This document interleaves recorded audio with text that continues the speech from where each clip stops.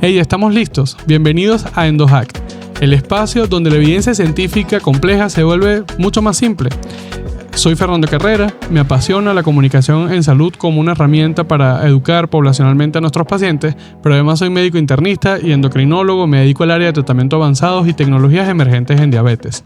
Es por eso que EndoHack se va a convertir ahora en un espacio de comunicación mucho más cercana donde vamos a resolver las dudas comunes a través de la evidencia científica, haciendo un análisis crítico, pero bastante sencillo, que además nos va a permitir acompañarnos los miércoles a las 7 de la noche para conocer un poco más sobre la endocrinología y sus ciencias afines, también la medicina interna y cómo podemos hacer de la investigación clínica algo mucho más natural para todos.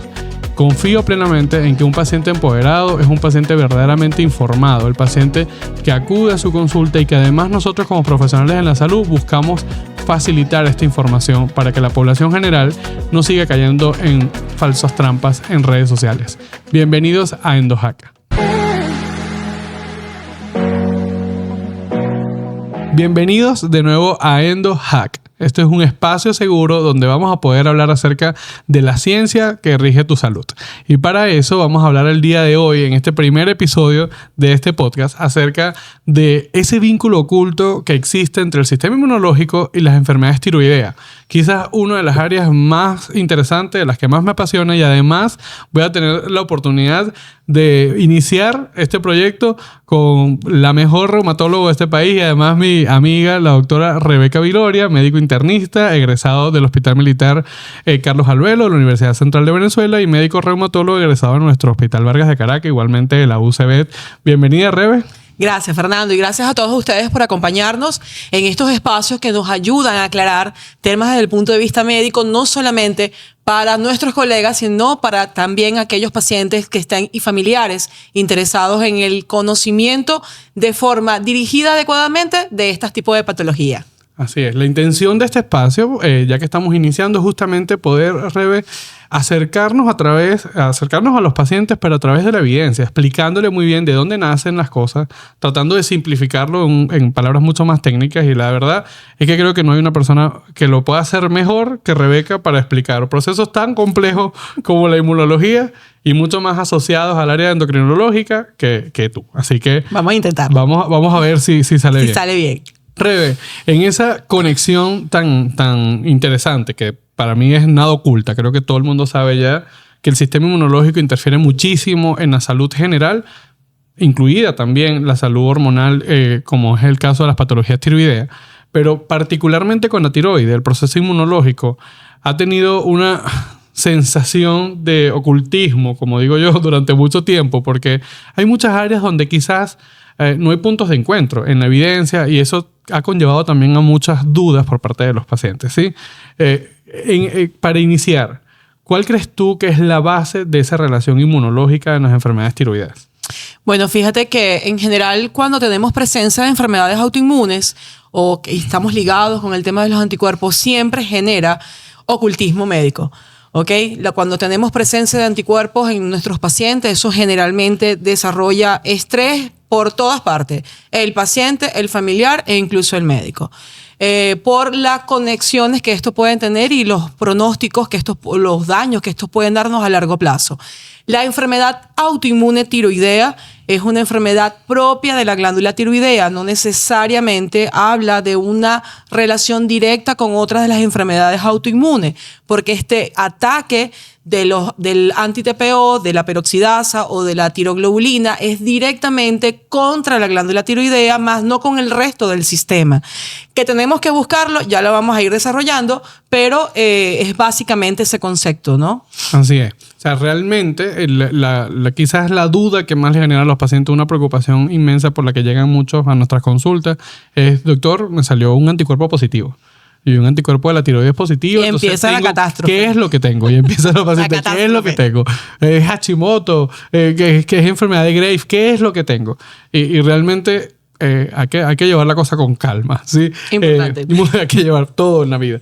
Pero la verdad es que la positividad de los anticuerpos no determina específicamente la presencia de la enfermedad, ¿sí? Correcto. Eso hay que explicarlo. Pero como estamos empezando, Rebe, me gustaría que les explicara en términos sencillos qué es un anticuerpo y cuál es su función. Ok, un anticuerpo es un elemento de nuestro sistema inmunológico que se va a encargar de producir una respuesta de protección para nuestro cuerpo y generar un aliado desde el punto de vista inmunológico para mejorar nuestro sistema inmunitario.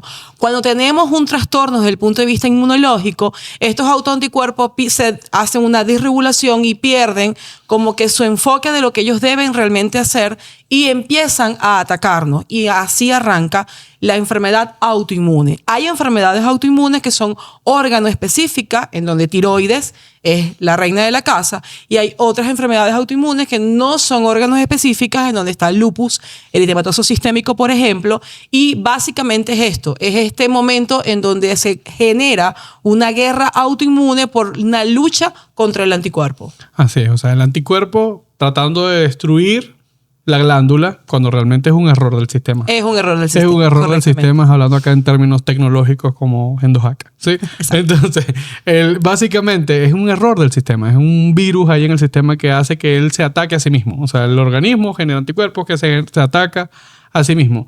Las causas son muy heterogéneas. Las causas son varias. Puede ir desde secundarias a procesos infecciosos o pacientes que tienen predisposiciones familiares porque hay antecedentes médicos, o pacientes en donde los estilos de vida, el estrés, las dietas que son inflamatorias, por eso la dieta antiinflamatoria es una de las necesidades en cuanto al cambio de estilo de vida, pues predispone a que el paciente pueda desarrollar una enfermedad autoinmune en general.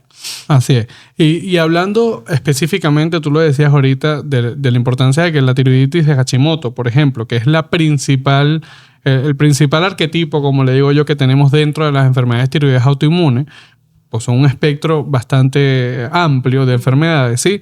Es quizás la más común por su frecuencia, pero no, el hecho de tener el anticuerpo positivo no condiciona la presencia de la enfermedad. O sea, correcto, para tener la tiroiditis de Hashimoto, tenemos que tener un conglomerado, al menos el anticuerpo positivo, la presencia de síntomas y hallazgos, puede ser ecográficos, que son sugestivos muchas veces de la tiroiditis. Pero Rebe, ¿en qué porcentaje, si te lo sabes de memoria, yo espero que si esto es un examen, no mentira.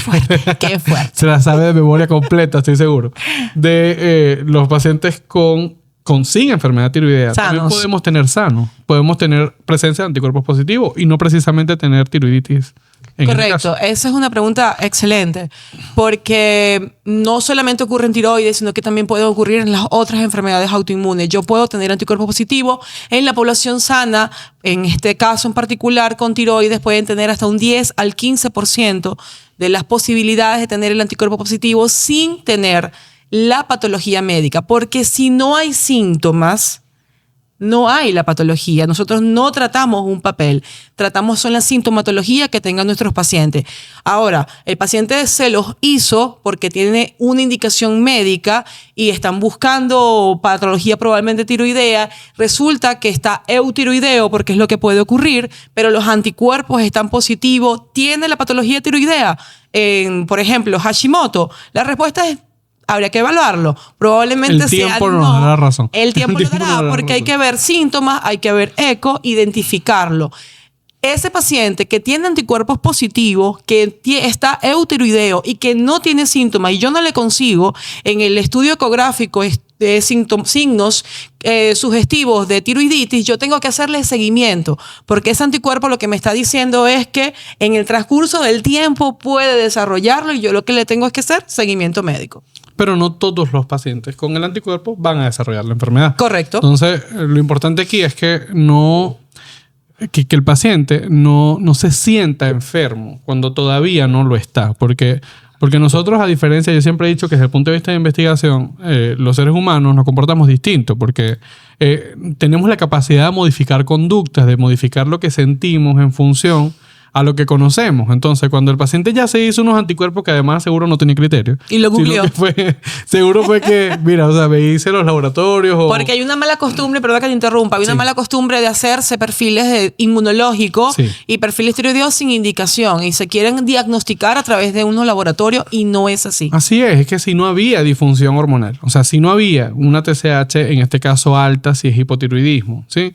Entonces, ¿para qué solicitamos el anticuerpo inicialmente? Si tampoco estaba suprimida, pues, porque o si la TSH está baja o la TSH está alta, bueno, podríamos considerar allí, o es el caso en el que debemos solicitar los anticuerpos para demostrar la etiología. Pero si el paciente está en normofunción tiroidea y a lo mejor lo que tiene, que es lo que decía Rebe, eutiroideo normal, ¿sí? Es que cuando tenemos quizás solo los anticuerpos positivos, ya el paciente se predispone y empieza a asociar todos los síntomas que tiene a todo lo que esté pasando, a la enfermedad. Y muchas veces eso también es una válvula de escape, como digo yo. O sea, el paciente tenía otra cosa. Tenía un ovario poliquístico, por ejemplo, que produce muchos de los síntomas relacionados. Puede producir caída del pelo, disminución de la calidad de la piel, trastornos de las uñas. Exacto. Calambre, un montón de cosas. Hay un tema de autopercepción. Generalmente esas son mujeres. La mayoría de los pacientes son mujeres que cursan con esta enfermedad y se sienten como...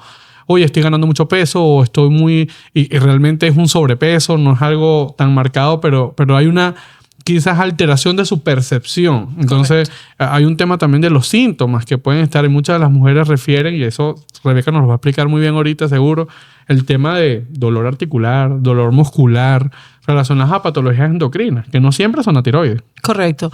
Fíjate, cuando un paciente con patología tiroidea, un hipotiroidismo, que es el que generalmente lo presenta, el paciente hipotiroideo en actividad, por así decirlo, o sea, no controlado, puede desarrollar artralgia, más no el paciente que tiene una función tiroidea normal. Exacto, ¿okay? Para que se entienda más claro. Dolor articular. Te duele la articulación por el hipotiroidismo, tenemos que tener una TSH alta coyuntura. Correcto, muy bien. Sí. Exacto, muy bien. Una TSH muy alta. Entonces... ¿Cómo vamos a justificar que solo el dolor articular es por un anticuerpo? Correcto. El anticuerpo no genera dolor articular. Este tipo de anticuerpo puede estar relacionado, como ya lo dijimos anteriormente, con el inicio de la patología, pero tiene que estar el paciente en hipotiroidismo para tú justificar ese dolor articular. Ahora, si el paciente está controlado desde el punto de vista tiroideo, y tiene dolor articular, pues hay que evaluar las características de ese dolor articular, porque hay dolores articulares que son de origen autoinmune, que es ese paciente que aparece el dolor en reposo, que mejora con la actividad física, que tiene rigidez matinal generalmente en manos, a donde nosotros nos referimos, que puede ir entre media hora o hasta más de una hora de duración y que está asociado con aumento de volumen en la articulación, es decir, inflamación. Este tipo de patologías no tiende a dar erosión en la articulación. Eso es súper importante nosotros tomarlo en cuenta, porque sí, para eso es la evaluación, y si nosotros observamos en la radiografía o en el eco que hay cambios erosivos en la articulación, pues es un aviso de que este paciente tenemos que buscar otras patologías autoinmunes como artritis reumatoidea, en donde el anti-TPO puede estar presente entre un 20 a un 30%, casi un 40% en lupus, pero es Sjögren, no sé si lo sabías. Sí. ¿Cuánto porcentaje? Porque tú me lo dijiste. ¿Cuánto? No 50%. Sí. Los anticuerpos pueden estar presentes en Sjögren, en esclerodermia no tanto, pero también hay una relación, ¿ok? Es que eso que acaba de decir Rebeca es sumamente importante. O sea, la presencia del anticuerpo no solamente podría estar indicándonos la patología tiroidea, es que podría estar relacionada a otras enfermedades del área inmunorreumatológica que debemos estudiar y que cursa con síntomas similares. La fatiga, el dolor articular, la caída del pelo, la labilidad emocional, porque creo que eso es un aspecto importantísimo. Lo vemos con muchísima frecuencia como el tema de la calidad de vida de la persona está muy deteriorada. Y se decae. También hay enfermedades reumáticas no autoinmunes, en donde fibromialgia, que no es una enfermedad autoinmune, pero sí es una enfermedad que cursa con una disregulación neuroendocrina. También se ha evidenciado en los metaanálisis que tienen elevaciones de anti-TPO y hay que hacerle seguimiento para este tipo de paciente, pero entonces es una paciente que a lo mejor yo tengo con estos anticuerpos y creo que todo es por la tiroides y a lo mejor es una fibromialgia que está ahí. Si Rebeca venía y no hablaba de fibromialgia, no era yo. No era Rebeca. Pero la verdad es que totalmente. Había que nombrarla. Estamos de acuerdo. No teníamos que nombrar la fibromialgia porque además es una manifestación bastante común, Rebe. No sé con qué frecuencia tú lo ves en tu consulta, que es una consulta especializada. A diario. Diario. Pero en la nuestra es un diagnóstico diferencial. Correcto. A cada rato. Entonces, y también noto que es un diagnóstico que a veces le ponen de más a los pacientes. Muchos de nuestros pacientes llegan etiquetados por fibromialgia y resulta que no lo eran porque eran otras condiciones médicas en donde tiroides es una posibilidad, por ejemplo. Exactamente. Y no estaba diagnosticado. Entonces, el mensaje número 1 es hacer una buena historia clínica. Totalmente. Ser buenos internistas antes de. Sí, importante. Ser buenos internistas antes de. Sí, pero la verdad es que, Rebe, yo ahí creo que te retomo la idea para que conversemos acerca un poquito del tema de la importancia de comprender lo heterogénea que es la enfermedad inmunológica en todas sus manifestaciones, porque no creo que sea solamente tiroides. Aquí está la experta que nos va a hablar mejor en el resto de los campos, pero es que, mira, la enfermedad tiroidea es tan diversa que pasa desde un anticuerpo positivo sin patología estructural ni clínica presentada a un paciente que ya tiene alteración estructural, que le decimos como un estadio preclínico antes de que inicie la manifestación de los síntomas, o son síntomas muy discretos todavía hasta que se establece la manifestación de los síntomas. Pero también puede ser que el anticuerpo nos estaba avisando que no era una tiroiditis, sino que era un síndrome de Sjögren, o era un lupus, o era otra cosa que se estaba pasando por allí. Entonces, Rebeca y yo tenemos ya un casito, saludos, ella sabe quién es, que nos hizo sufrir con el diagnóstico porque nos engañó muchísimo. Y inicialmente era una enfermedad oncológica endocrina que migró a otra cosa. Pero la verdad es que, Rebe, lo heterogéneo que llega a ser incluso hasta en el patrón ecográfico. O sea, nosotros vemos muchos pacientes con tiroiditis que le hacemos o con anticuerpos positivos y vemos algunas tiroides sanas, otras que tienen ya algo de fibrosis, otras que hacen como unas imágenes similares a los nódulos, por lo que muchas veces se puede confundir ecográficamente como un nódulo y es una imagen pseudonodular.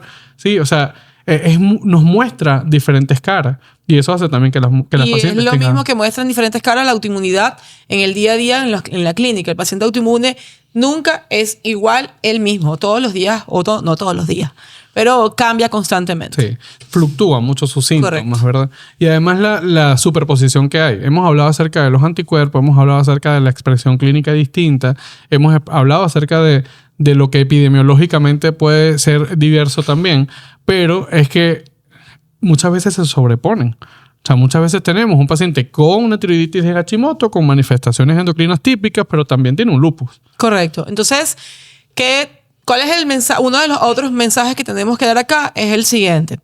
Si yo soy reumatólogo y mi paciente tiene dolor articular que no cursa con las características habituales de una enfermedad inflamatoria autoinmune, no cumple con el patrón, la simetría, la migración que generalmente pueden tener estas patologías, yo debo de buscar en tiroides para ver si hay a lo mejor un hipotiroidismo subclínico, ¿ok? Con la solicitud obviamente de los anticuerpos para verificar si también está en una tiroiditis de Hashimoto, que es el que más lo hace, pero Graves también lo hace en menor incidencia, pero también puede tener este tipo de anticuerpos positivos. Y verificar si puede estar la coexistencia. Y en el caso de los endocrinos, si yo tengo un paciente con dolores articulares, con fatiga, con agotamiento, con caída de cabello, un montón de cosas, y no tiene la sintomatología de la tiroides, o sea, no tiene los trastornos en laboratorio que justifique la sintomatología, yo debo de buscar autoinmunidad. El equipo que suscribo cada una de sus palabras. Qué peligro. Pero importante, por favor, se los voy a pedir por la China. No pidan perfiles inmunológicos. Total. Eso cuesta mucha plata. Hay que hacer anticuerpos dirigidos según lo que yo estoy pensando. Así es. Si a mí me parece que el paciente tiene una sintomatología sugestiva de artritis reumatoide, voy a pedir factor reumatoideo, anti-CCP, BCG, PCR y el perfil básico. Si yo creo que mi paciente tiene lupus, pido inicialmente un ANA por IFI. No es necesario pedir todos los anticuerpos para lupus, porque si el ANA sale negativo, allí no es. Ahora, estoy muy seguro de que es lupus, bueno, ok, vamos a pedir el ANA con el anti-DNA y un SMID y otros complementos. Y si es Sjögren, antirrobantilar, recordemos que todas ellas tienen una cara de cero negativa, por lo que la evaluación multidisciplinaria de este tipo de pacientes es una necesidad. trabajar como equipo médico de salud que somos es también algo que debemos de retomar con confianza. Yo me mantuve en silencio porque Rebeca en un minuto nos acaba de hacer el tremendo hack del día, ¿sabes? O sea, el truco perfecto. ¿Qué solicitar ante la sospecha de alguna enfermedad inmunorreumatológica específica? Y adicionalmente, los pasos a seguir. O sea, creo que es importante lo que estamos haciendo porque lo más importante es esto, es poder darle al paciente las herramientas básicas porque es muy común que el paciente diga, bueno, pero yo tengo estos síntomas y quiero solamente saber. Bueno, no hagas toda esta locura que al final te va a terminar confundiendo más, sino haz solo ese anticuerpo específico y ve con tu médico reumatólogo, con tu médico internista que te esté evaluando allí inicialmente para canalizar el caso, ¿sí? Y lo mismo con la patología endocrina. No pidan más anticuerpos que no tengamos que pedimos, señor. Medir. O sea, medimos primero hormonas. Y de hecho, tan simple como TSH, T4 va bien. T3 libre sí es necesario, pero TSH y T4 libre más que necesario para hacer el diagnóstico inicial. Y ya el refinamiento del diagnóstico nos encargamos en consulta. O sea, no gasten esa plata. No gasten esa plata. Y no todo ANA es lupus. Así que no lloremos antes de entrar a la consulta si no se han visto todavía. Un segmento que voy a meter. Por favor. Compras responsables. Aquí nos va a poner una tapa y va a decir compras responsables. Vamos a repetirlo, Rebe. Compras responsables. Aquí comienza compras responsables. ¿Qué tenemos que pedir si queremos diagnosticar lupus, Rebe? ANA por IFI. ¿Es Sjögren? Antirrobo, anti-LA, ANA por IFI. Artritis reumatoide. Anti-CCP, factor reumatoideo cuantitativo, BCG-PCR. Suficiente. Ya. Todas las demás inmunológicas necesitan ser evaluadas por un médico especialista. Exacto, basado por clínica. Así es. Y si no hay clínica, yo no pido anticuerpos, Fer, para que sepas. Es que no es necesario. No. No lo pidan. Los laboratorios no nos van a patrocinar, pero no. Pero queremos que está mal decirlo. Pero no necesitamos medir tantos anticuerpos. Solamente confunde, solamente genera gastos innecesarios y además también genera ansiedad en el paciente. Cuando llega a salir un anticuerpo positivo y no hay causa, entonces el paciente llegan llorando. Empieza con una angustia tan grande que no encontramos cómo tranquilizarlo. Controlarlo, sí. Y la verdad es que genera aún más gastos porque ahora nosotros tenemos que empezar a hacer un plan de estudio extenso porque ante ese hallazgo, para que él esté tranquilo, yo tengo que descartar las causas que puede llegar a tener. Y eso implica gastos considerables. ¿Sí? Sí. Cerramos compras responsables. Cerrado. No me Rebe, ya para finalizar, ¿sí? 3 consejos prácticos que tú podrías darle a un paciente con enfermedad tiroidea autoinmune para mejorar su calidad de vida. En un paciente con enfermedad tiroidea autoinmune, para mejorar su calidad de vida. Fíjese, primero mantener la calma yo creo que es súper importante.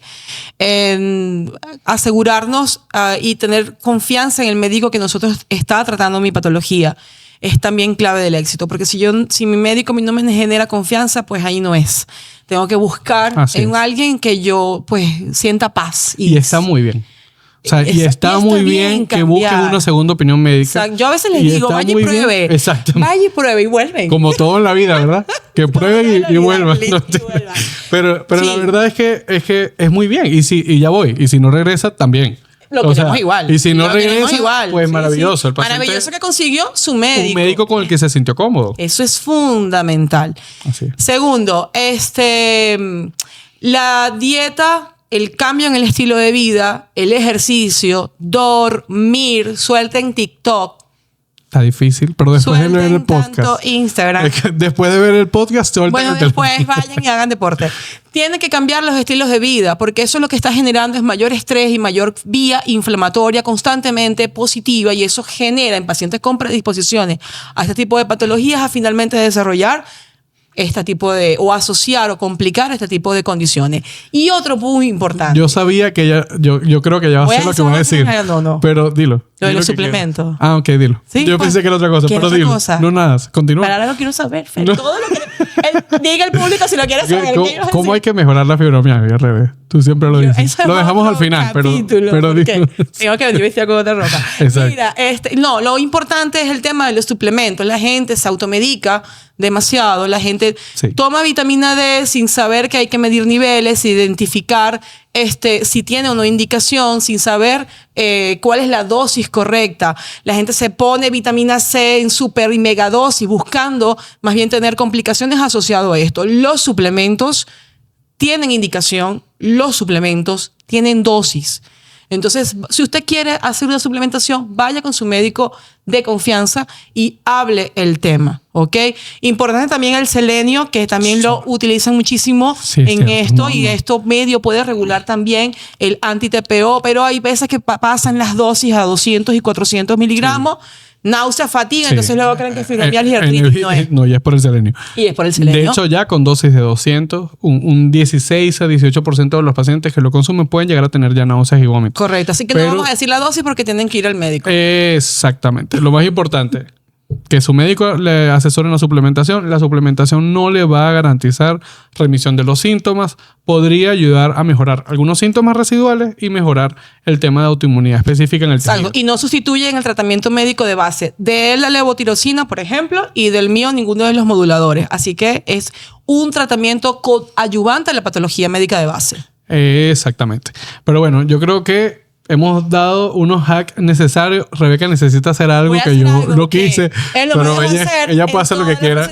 Porque bueno, yo siempre quería exponer en los congresos con sombrero, pero yo sé que no me van a dejar. Y no la han dejado. Pero yo dije, esto es un podcast relajado, puedo ser yo, y tampoco me dejaron. Entonces, bueno, llegó con el sombrero. Y yo me negué a que el primer episodio tú llegáramos con un sombrero, pero se lo merece. Gracias, Rebe. Gracias. Por esta tremenda conversación. Creo que fue increíble la forma en la que pudimos pues ir dándole a los pacientes trucos específicos, explicando la evidencia y además también divirtiéndonos un poco porque es miércoles 7 de la noche y a esta hora ya nos queda unos 20 minutos más para cerrar el teléfono porque después nos puede dar fibromialgia. Nos dijo Rebeca. De verdad que gracias por estos espacios, gracias a ustedes por acompañarnos y bueno, cuidemos nuestra salud, que es lo más valioso que nosotros tenemos. De verdad, gracias, Fer, por invitarme a este nuevo programa. Y dejarme usar el sombrero aunque sea para despedirme. No, siempre que quiera. Rebe tiene que volver siempre al podcast. Es la madrina del podcast porque es el primer episodio. Así que seguro vamos a tenerla para hablar de muchísimas otras cosas. Si tienen alguna duda, pregunta, déjenla ahí abajo y Fernando le va a contestar. Dile que se suscriban al canal. Suscríbanse al canal. Los esperamos. Denle a la campanita para cada una de las notificaciones y los vamos a esperar cada miércoles. Muy bien, Rebe. ¿Tus redes y dónde te pueden conseguir? Mis redes, Reuma Contigo, @Reuma Contigo, solo en Instagram. Y trabajo, digo la centro. Sí, claro. Ok, Centro Médico Loira en El Paraíso. Y estoy también en la Clínica Maya en El Paraíso. Y también estoy trabajando con Fer en Wicked. Comenzamos entonces a partir de enero en Wicked formalmente, Rebe, con nosotros en el equipo. Muy bien, Rebe. Importante. Así que nada, yo encantado, Rebe. Gracias por acompañarnos en este primer episodio. Gracias por tu energía y les recuerdo a todos los que nos están escuchando, pacientes y colegas, suscribirse al canal, dejar los comentarios, las preguntas que tengan y vamos a estar pendientes de responderlos y activar las notificaciones. Todos los miércoles 7 de la noche en este canal vamos a poder estar hablando acerca de mitos, realidades, dudas que tengan. Dejen en los comentarios qué temas quieren que conversemos y seguro vamos a hablar. También si tienen algún invitado que quieren que traigamos, pues déjenlo acá en los comentarios y lo vamos a hacer. Gracias, Rebe. Gracias, Fer. Esto fue EndoHack y nos vemos el próximo miércoles en el siguiente episodio. Vamos a hablar acerca de una técnica bien controversial pero muy útil para los pacientes, de la técnica del conteo de los carbohidratos. Vamos a tener a la licenciada Isa Hernández, especialista en este campo, y nos va a desmitificar muchas de las cosas falsas y además nos va a dar estas herramientas y trucos para hacerlo de la mejor manera. Así que nos vemos el próximo miércoles a las 7 de la noche.